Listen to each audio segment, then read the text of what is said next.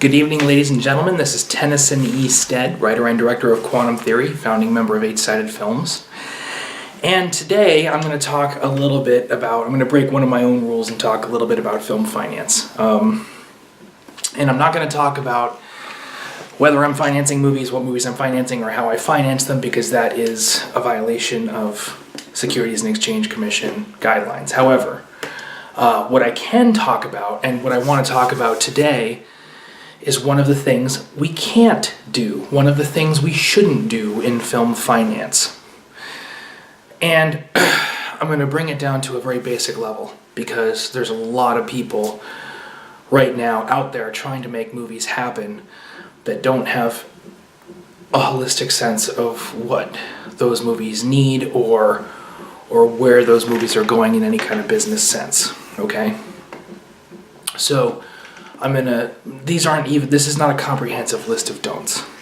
These are just a few issues that I've come up against in my own recent past based on the things people have tried to sell me that I want to throw a red flag down on, and call foul and say, no, please, other filmmakers, do not let yourself be seduced by the following. Okay? And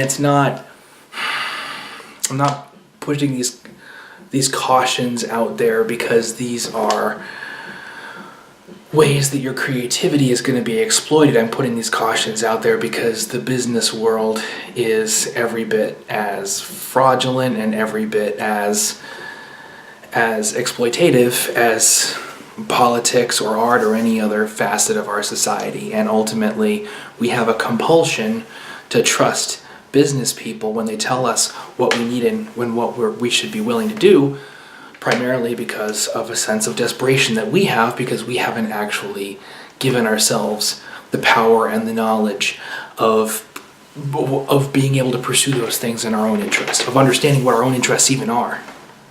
So the first thing I want to talk about is desperation, because you can't act out of desperation and expect to succeed. And this isn't something that I'm saying in the sense of you have to build a sense of false calm or false security around yourself. I'm not talking about projecting confidence, okay? I'm talking about having actual confidence. And there's a huge difference there. And the difference is actually pretty simple and straightforward. Projected confidence is covering an interior sense of security grounded in not actually being secure, not knowing what our own interests are, not knowing what our production needs, and not knowing what's required of us, and hoping someone else is going to come in and fill in those blanks. Okay? And a lot of the time, I think we get confused about where we are in that process. We don't even know whether or not we're acting out of desperation when we're acting out of desperation. Okay? We kid ourselves and we lie to ourselves and we sort of talk ourselves into taking that step into the unknown, which is a very good thing. It's a good thing to be brave and courageous, and it's a good thing to do things we're not comfortable with. What's not good is to turn around and try and create shortcuts around all the things that we don't know instead of going into them headlong and picking them apart and coming to an understanding about them so that we can move forward in an informed manner, okay? And one way to tell the difference, in the moment, when you're actually having a conversation with someone else who's trying to imprint upon you their understanding of how things should work, which can be very confusing because this other person probably does have confidence. Their way of doing business probably does work for them, even if it's not going to work for you. And they probably have their own interior story of the degree to which it's likely to work for you and the circumstances under which it won't work for you and how it's your fault if it doesn't. Okay? So how can you, when someone's that confident that their way is the right way, how can you know whether it's the right way for you or not? The first, most basic, most fundamental thing to understand about business partnerships, whenever you're getting into them, is that business partners succeed together and fail together. Okay? It should be the case that a business partner who's going into business with you is going to make more money when you succeed in your goals than when you fail in your goals, right?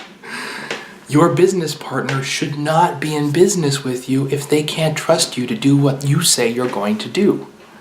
And they should not be in business with you if the primary means by which they have for mitigating the risk that you're going to fail in your business, in your suggested goals, is revenue streams built on you doing exactly that, okay?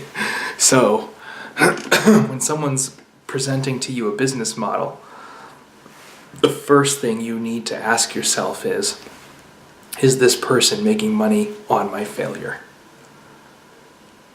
That's a really scary, dangerous question to ask yourself, because it's hard to admit to yourself that maybe somebody has approached you for business because they think you're likely to fail.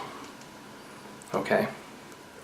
But you've got to put that aside if you want your show to succeed. If you actually intend to succeed, you have to put aside the appearance of success and deal with the actual mechanics of it. So, when someone's presenting their business to you, the first thing you've got to look for is all the indications that they might be succeeding off of your failure versus all of the indications that in order for you to succeed, they must also succeed. That's the crux of what you are looking for.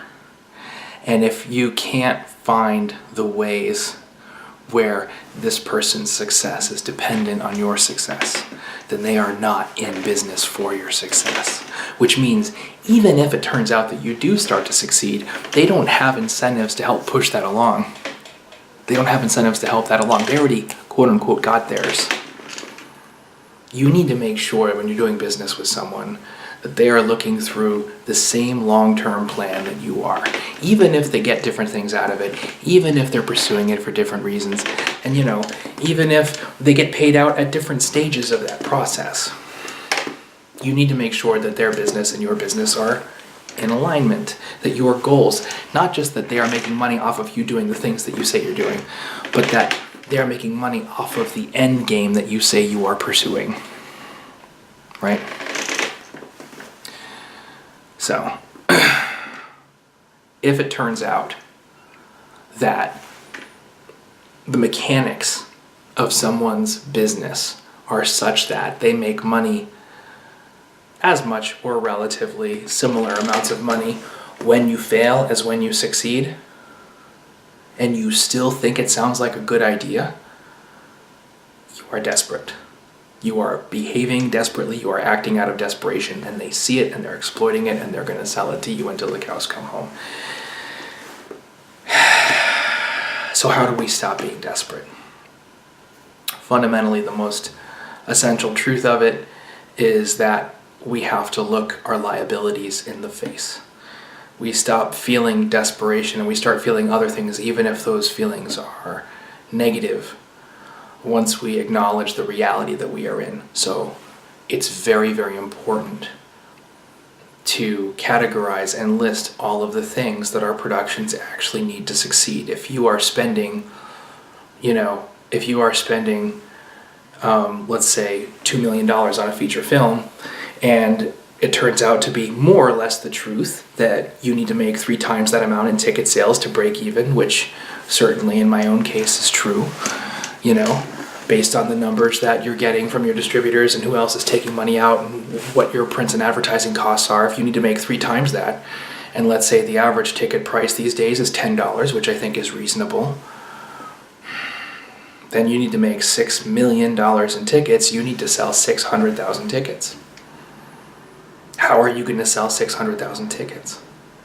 How are you going to give yourself the opportunity to sell 600,000 tickets? Do you have a distributor? Are you acknowledging all of your risks? Are you looking at all of the things that can go wrong? And if you are working on a production, conceiving of if you have an idea that's bigger than you can keep track of, in terms of all the things that can potentially go wrong. If you're working on a feature that has more moving parts than you can physically manage, that your central nervous system is capable of processing at any one given point, then you haven't done enough shows.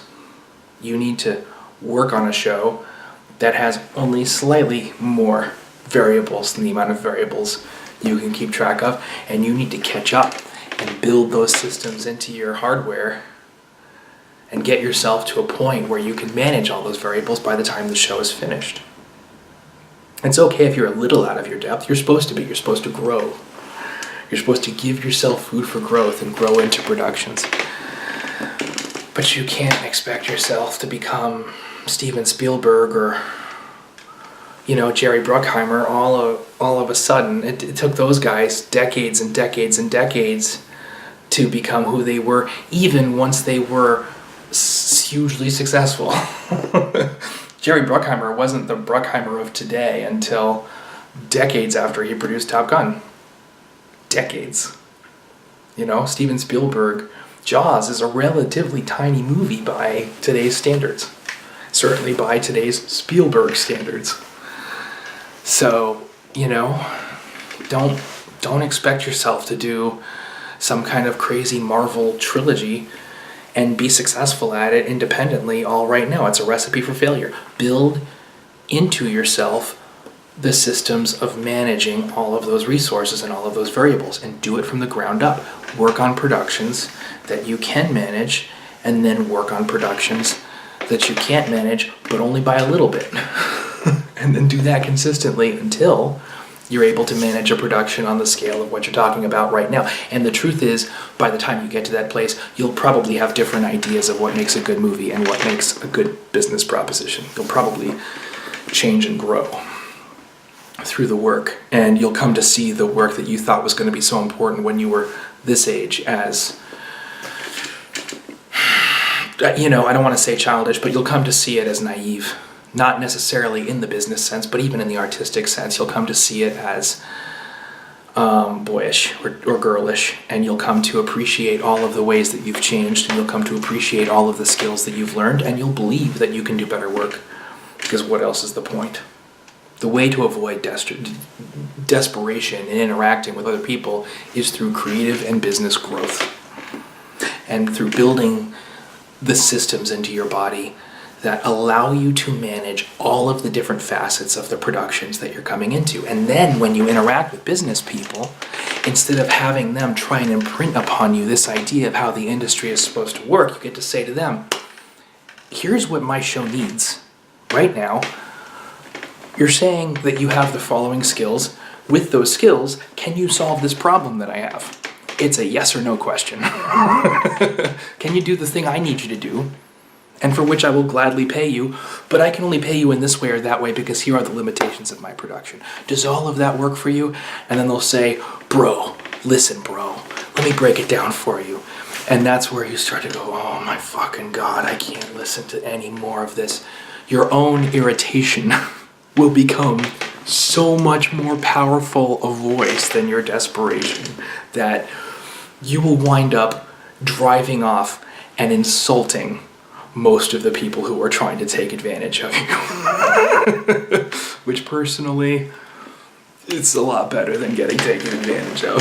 It's no less painful in the end, I'm sure, but in terms of the destruction to your productions, keeps people who really could be causing a lot of havoc at bay and keeps your community safe.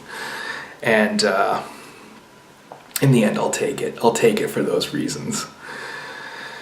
And it comes with a feeling of security that you know what your shows need and you know what needs to be done. This video blog is a lot longer than I wanted it to be, so I'm just going to say thank you for watching. If you have any questions, feel free to tweet me, Tennyson E, Stead, on Twitter. I'm available on Facebook, but not nearly as reliably. And, find out what we're up to at Quantum Movie on Twitter. We have a lot of stuff coming your way over the next months. I think 2018 is going to be a very exciting year. Give us a thumbs up if you like the video. Give us a subscribe if you want to see more from 8-Sided Films. We have content coming out of our ears. We're working on something fun and exciting with Allen Rifkin, who's one of our newest ensemble members. And more on this as it develops. And have yourself a great evening. Take good care. Bye-bye.